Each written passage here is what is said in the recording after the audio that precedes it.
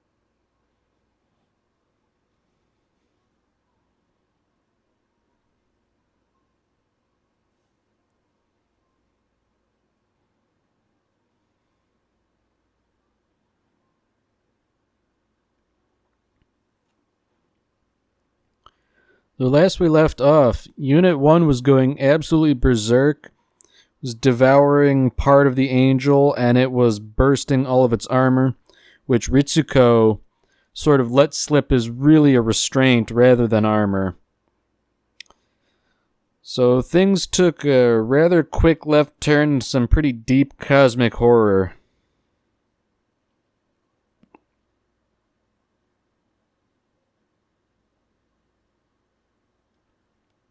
Now, notably, it seemed like Kaji was vaguely amused by this, and Gendo and Futsuki were positively delighted.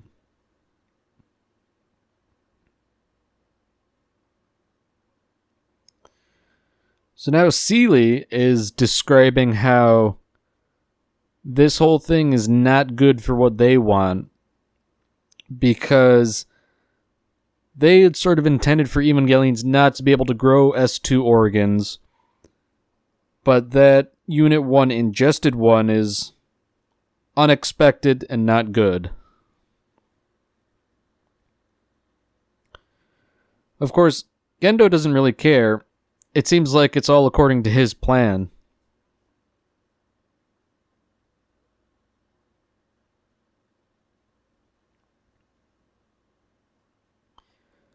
Though, despite the ostensible victory, it seems like he was mostly Pyrrhic, because all three EVA units are wrecked to some degree. The control center is also pretty wrecked. And I guess there's all sorts of tension between the various governing bodies.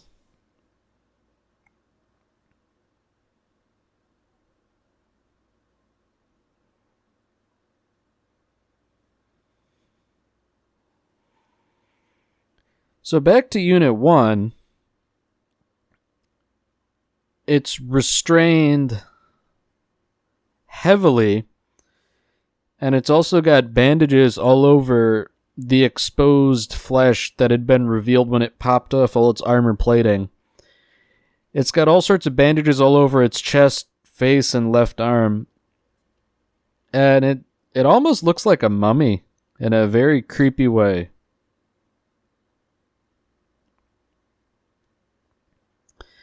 It's also very unsettling considering how you can see one of its eyes and its creepy smile.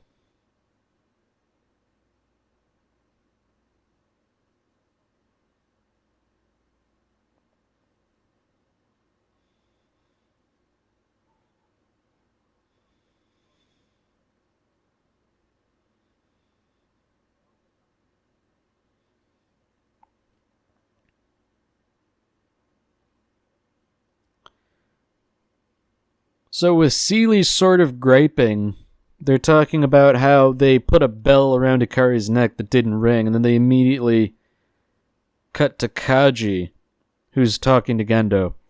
So it seems like Kaji's loyalties might be with Seely. I think if we really go through all the different allegiances he has, he's like a triple agent or something crazy.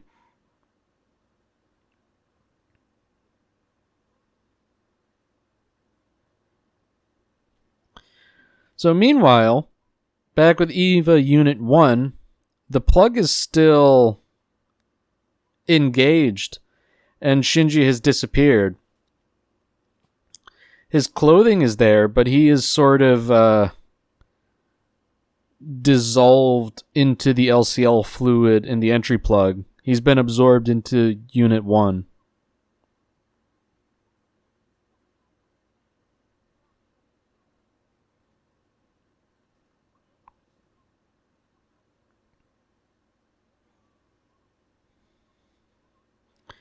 So things are getting very, very tense between Ritsuko and Misato. So much so that Misato just hauls off and slaps her across the face. Can't say I blame her, considering Misato's concerned about getting Shinji out of the EVA, and Ritsuko's like, oh, yeah, whatever. It's just how EVAs are.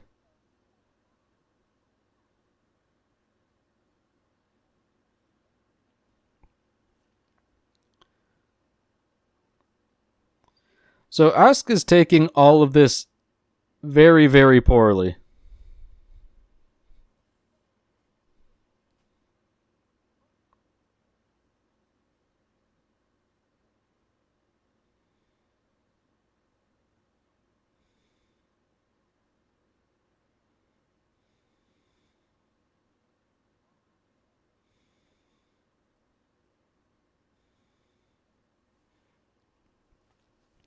So things between Misato and Ritsuko continue to be tense, with Misato sort of openly being sarcastic to her face in a way that I don't think would be very conducive to a useful workplace.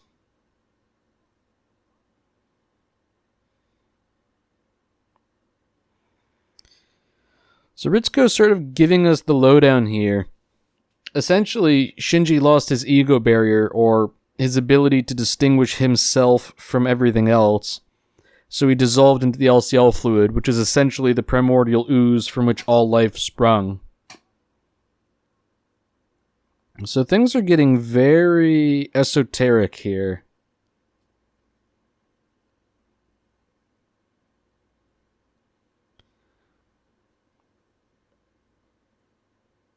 So now we cut to Shinji, and he's aware, but he's not really sure what's going on.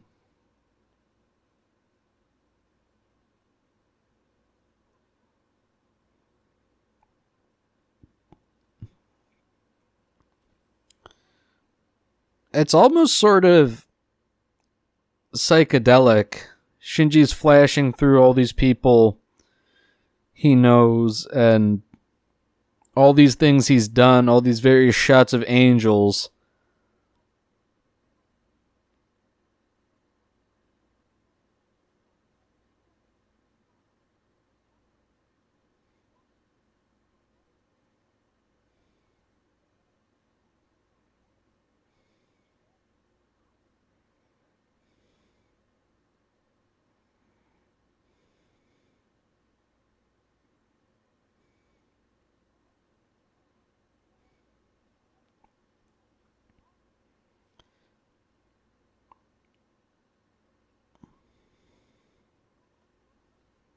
Now, this is where Evangelion starts to get really surreal with the visuals and the audio. Because we sort of got Shinji talking multiple times layered over, and it's sort of panned in the different audio channels. And Shinji's thoughts are sort of shifting between friends and family, the angels themselves, various memories. So now Shinji's sort of focusing on his father and his poor relationship with him.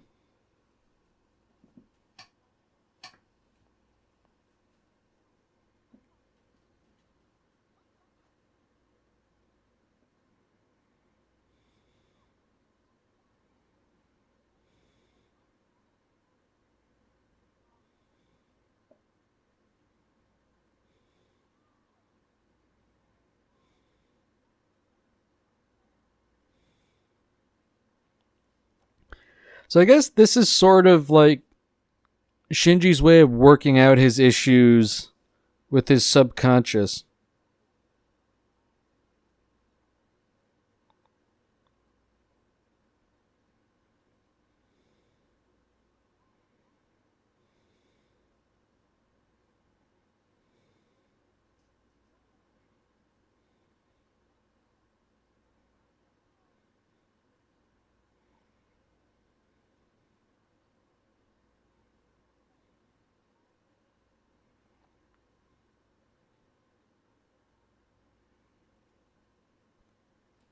So interestingly here, we get a little revelation that Shinji already knew about the Eva.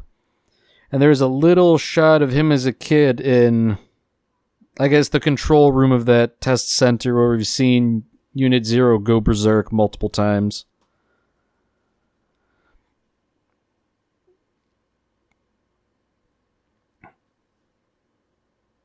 So they've managed to get the entry plug out, but as far as reconstituting Shinji, they haven't really made much progress yet.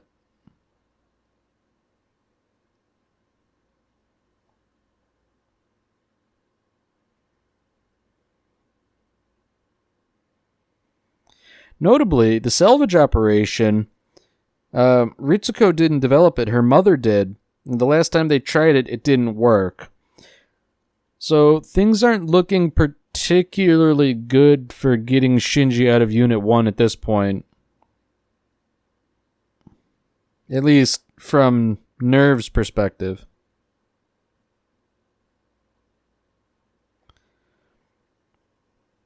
So back with Shinji, he's talking to Rei. And they're sort of talking about happiness and loneliness and how other people treat Shinji. Shinji's under the impression that everybody treats him well because he pilots the Evangelion and performs the necessary role. And if he were to cease to pilot the Eva, people wouldn't treat him well anymore.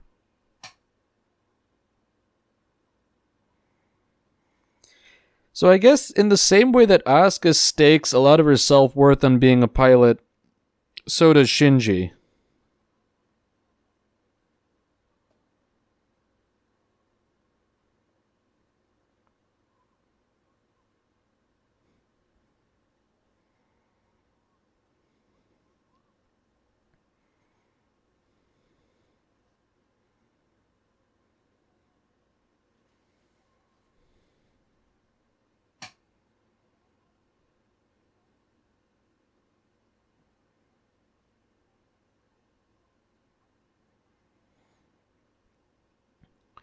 So it sounds like Shinji's sort of coming to the wrong conclusion here, whereby he can only become worthwhile by piloting the Evangelion, and so he should pilot it.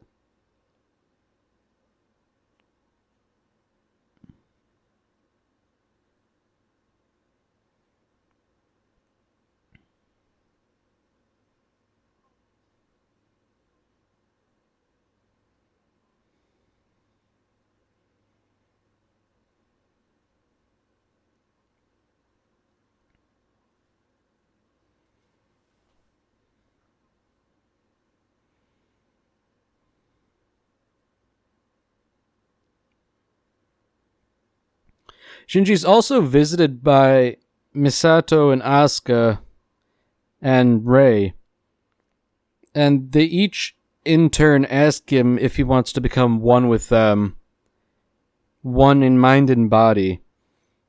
And there's obvious implications about what that means, but given this whole hallucinatory sequence, it takes on a much more sinister tone considering how Shinji has essentially become one with Unit 1.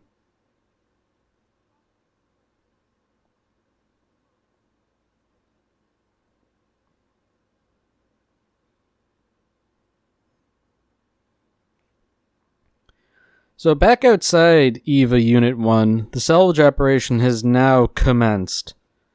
And so far, it's working fairly well.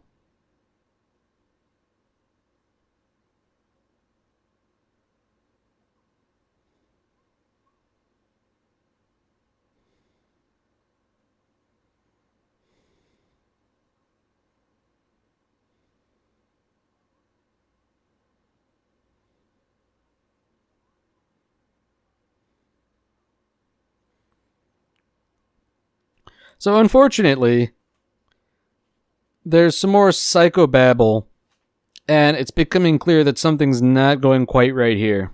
Like Shinji's psyche is unstable.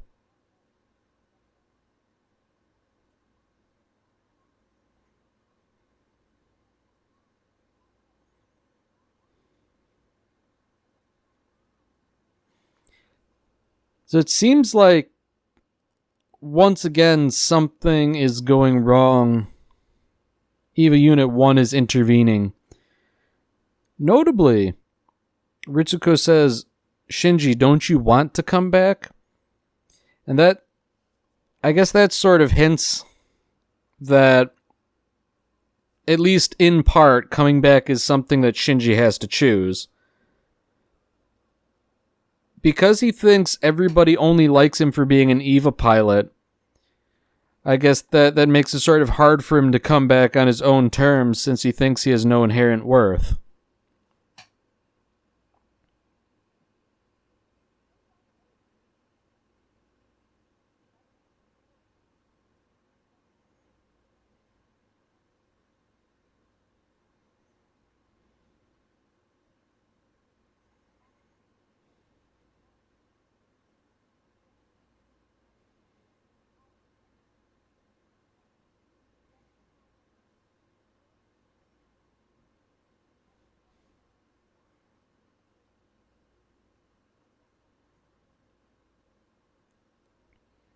So once again, Shinji's sort of being visited by people he knows, and they're giving him, for want of a better term, life advice. With Misato specifically telling him, you can't change the past, you just have to deal with the present. So the LCL fluid is poured out of the entry plug, and Misato's just sort of crying over the empty plug suit. And we're sort of alternating between what's going on there and Shinji in that hospital bed. So it's not clear if Shinji has actually woken up yet.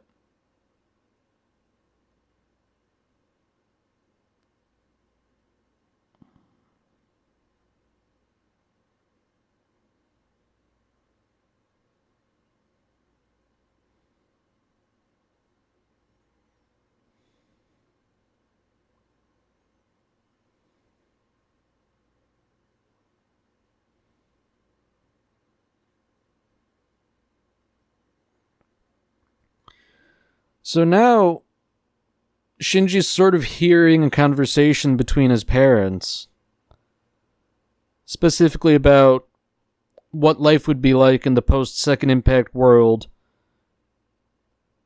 how he can be happy if he really tries and things like that, and how if they had a girl instead of a boy, they'd name it Rei.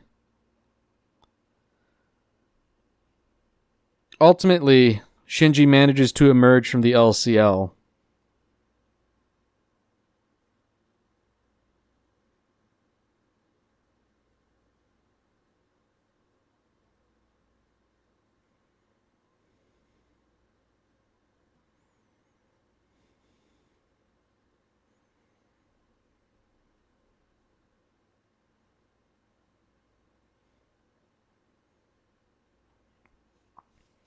So Ritsuko and Misato seem to be on slightly better terms. And based on their conversation, it seems like Seely wants to sort of put all the Evangelions on pause and stop using them, just because things are spiraling out of their control. Also, Ritsuko sort of gives Misato the credit for bringing Shinji back.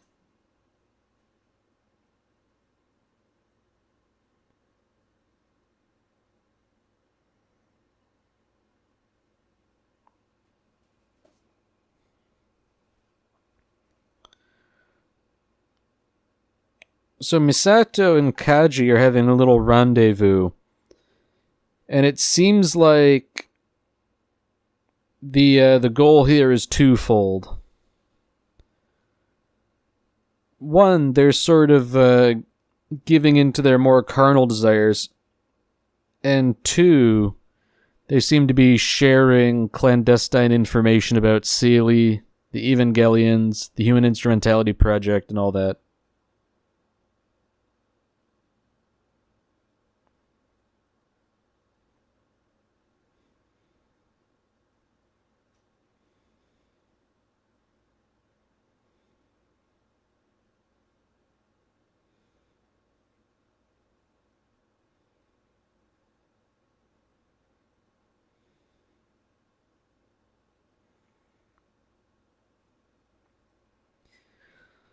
So the two of them talk and